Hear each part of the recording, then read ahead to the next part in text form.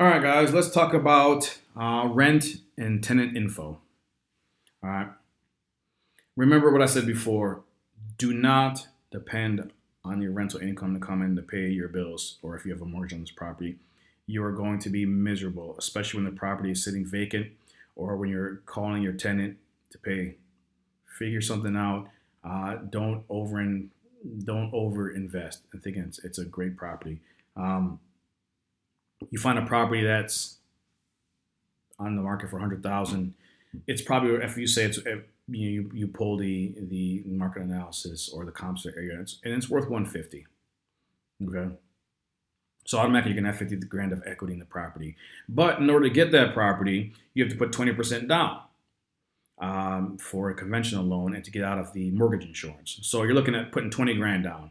Okay, so now your property you can rent for even numbers I use, say $1,000 a month. You're gonna have to rent for a minimum of 20 months to get your money back. So just because you have some equity in the property, you need to realize that you have a bunch of money into it. You're still gonna have a mortgage on the property. So just buy something within your means. That's all I can tell you. And I've said before, I bought my first property, didn't have any money, and sometimes one of my tenants didn't pay.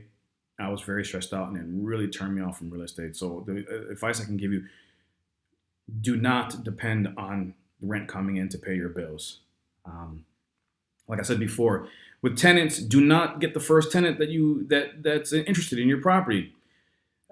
Do some research. The first tenant or potential tenant may be great, but don't make your decision because they came to you first. Look for the best tenant. If you have to wait 1 or 2 months for a good tenant, please wait. Do not get the first person because you are going to pay for it in the end. This is an investment. You need to make sure you have everything set up to protect that investment. Um, Pull your tenant's credit report. I can't remember which company I use, but I have it saved where I charge them $15 to pull their credit. And I look at it and I understand the way what happened in 2007 with the market crashing and people were foreclosing and bankruptcies and defaulting on their loans. And I understand that.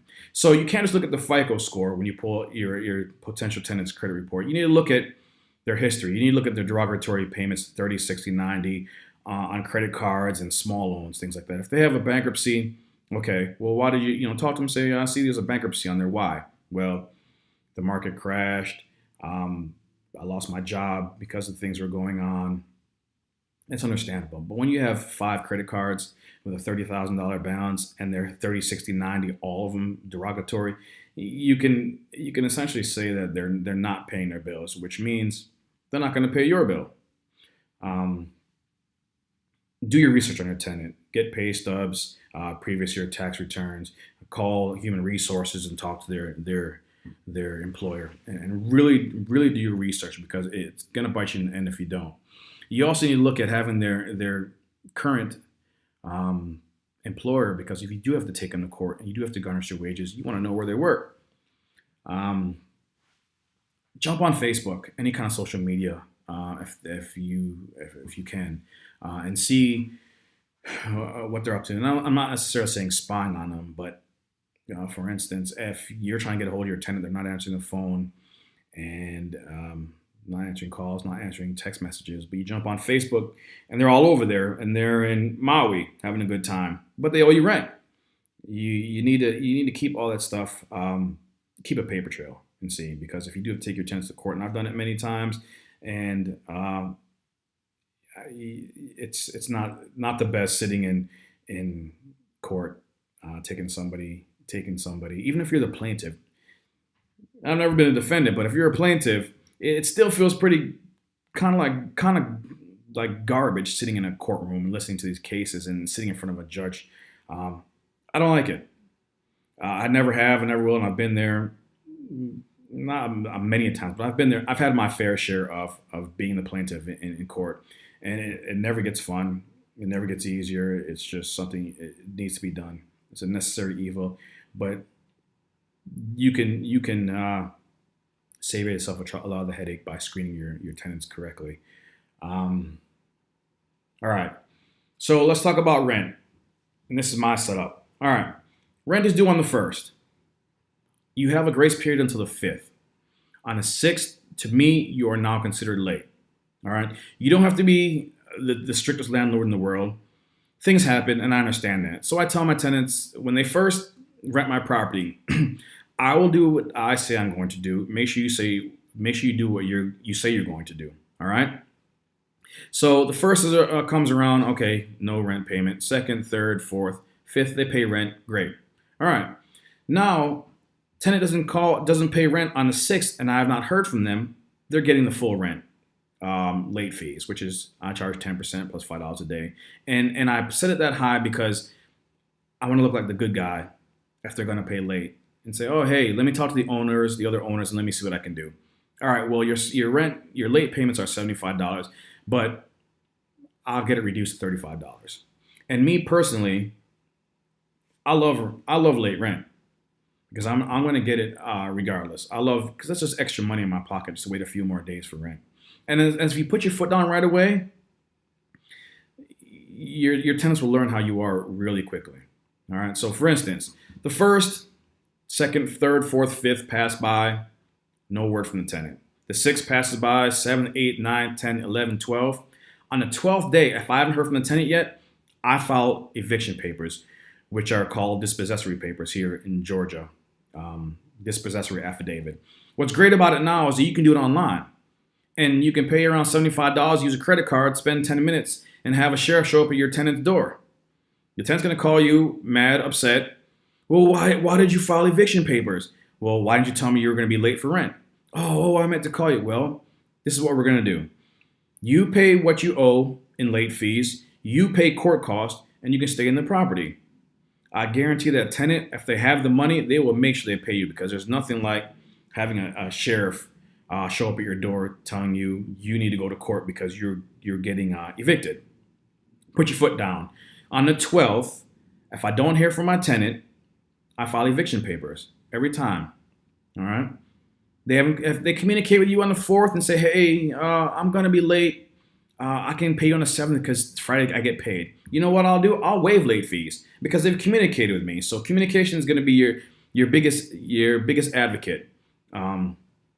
So you can be lenient on your tenants, and they'll appreciate that because they know from experience what you're about. You know you're serious about it. You know I have family that have rental properties, and their tenants haven't paid in 4 or 5 months, but they're afraid to kick them out. Not me. The 12th, they're gone. They get the paperwork, and like I said, you can file it online. It's so easy to do, and if you can't do it online, you can download the files online, take it to a notary, get it notarized, stick a 49-cent stamp, I think is what it costs nowadays, and send it to the court. They'll get served. And trust me, you put your foot down real quick when it comes to late fees. All right, so I'm looking at my outline, guys. Sorry. All right. One of the most important things I learned is by trial and error is all error is always charged less than what the market value is. And we're going to use $1,000 because it's a nice clean figure. If rent is $1,000 in your market area, charge $950. You will open up a plethora of potential tenants for $50. And then a lot of people say, well, why do you want to lose $50 a month? Okay, $50 a month for 12 months is $600. All right. You have $1,000 property. You have a tenant that wants to stay more than a year. Okay. So $1,000 property in February, in March and April, if you don't have a tenant, you're out $2,000 already on top of what it's going to cost you to get your place ready to rent. All right. So move-in ready. So that $600 a year I lose. If I keep a tenant for 7, 8 years, and I do have some tenants that have been in my properties for that long, think about how much money I've saved by not having the property occupied. If there's nobody in there, I'm not making any money. Think about what it's going to cost to renovate the property. If they destroyed it because they weren't a good tenant, you can't put a number on that because it could be anything. They could put holes in the walls. They could put concrete in the toilets and clog up everything. So it's better you find a good tenant and charge them less. You're not trying to make a killing, but you're making money. And with lowering the rent, you're going to open up a huge market of potential tenants because you're charging less than everybody else. And $50 may not be a lot to you, but it may mean the world to them. So consider charging less than what the market rental value is at the time. Um, I don't raise my rent. Like I said, I have tenants that have been in the property for 8 years. I don't raise it because every year that goes by and rent goes up in the community, my rent stays the same. So now if you charge $50 less a month, next year it might be 75. The next year may be 100. But if they're making it to the third year, you're doing pretty good. Trust me, you keeping your tenant in that property and not raising rent is going to keep a tenant there a lot longer. Because even if they do want to move, don't like the area, your rent is so much cheaper than everybody else. They're going to stick. They're going to stick around and they're going to stay. Um, I've also given people discounts for paying rent on the first. I've given people a $5 discount if your rent's $1,000, you pay $9.90 if you pay on the first. If not, it's gonna go back to what it normally is, and then after the fifth, it goes up 10%. All right. I also give my tenants a discount if they're gonna directly deposit into my bank account. I go to, and I use Bank of America. Just go there, grab 20 deposit slips, and I have it set up as a template on my computer to run as many as I want, but all the numbers are filled in. Everything's filled in. I give them 6 of them, which gives them a half a year of deposit slips. Stick it in an envelope, put a 49-cent stamp on it, send it to them. Before their fifth, they go directly to my bank and deposit it, or go to an ATM. These days you can deposit money or a check that way to somebody else's account, which is awesome. At this time when I first started, there was no mobile deposits. I couldn't get a check and take a picture of it on my phone and deposit it, which is great, and I do that now. But at the time when there was no option, I didn't want to have to go pick up rent. I didn't want my tenants using an excuse saying, "Oh, I put the rent's in the mail, and I don't know where the mail is. The UPS or the USPS guy must have lost it." There's always excuses. So you get your hands on your rent, get it done, give discounts. It saves you time. If your property is 20 minutes away and you want to go pick rent up yourself, and tenants never pay on time, so you try to wait until the last day to go pick it up. Think about how much it's going to cost you in your time and your fuel to go pick up rent. So what's $5 if they deposit themselves? $10. What's the difference? You're going to spend that in gas and your time, and that's what comes back to my time for $75 an hour. All right, so my tenant lives 20 minutes away. 20 minutes there, 10 minutes talking, 20 minutes back. We're looking at 50 minutes. 50 minutes at $75 an hour. We're talking my time is almost $70. 65, whatever the amount is. So I look at $75 of, okay, well, this is going to take me an hour to do. Can I get somebody to do it for less than $75 an hour? If I can, I let them do it. All right. That's pretty much it for rent. Next, I'm going to talk about your tenant relationship. So we'll get into that.